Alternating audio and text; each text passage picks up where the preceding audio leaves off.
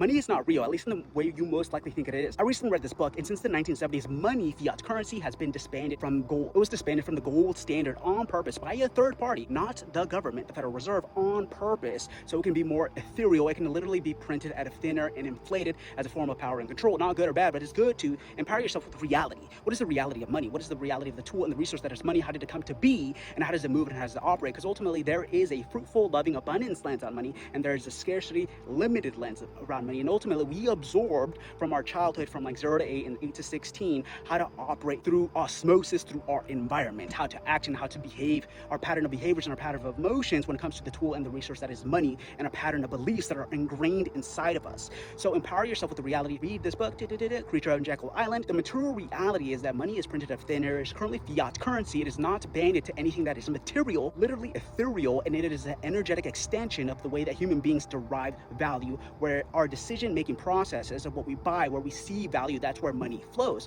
Money flows is where humans derive value, where we point our energy and attention. It's good to see, what is my pattern of behaviors? What is my pattern of emotions? What is my relationship with money? What are my beliefs around money? Literally check yourself all the time. What do I feel? How do I behave? What is my relationship with? How did you grow up? Because most likely, if you have yet to check this on a material or energetic or spirituality lens, you're likely operating in a way where there is a certain amount of money, fiat currency, that is worthy of your energy, attention, and consciousness, which that is not the reality. There is no amount of money that is worth your energy, attention, and consciousness. But it's good to know at market value, what is the intelligent pricing of whatever offer, service, or value that you are providing. But ultimately, it's good to disband your emotions. Do not connect unfruitful emotions, unfruitful lens on the tool and the resource that is money. And that's why it's useful to empower yourself with a material reality. There is a abundance, overflowing, loving lens on money and relationship with money, and there is a scarcity, limited lens with money, which is proven to lower your IQ. It literally lowers your IQ, where you are operating out of fear, out of survival, out of scarcity. And the material and energetic reality is that is literally not true. It's printed out of thin air. It is literally printed on a daily basis, but it is a form of value exchange, a form of energy exchange when it comes to humans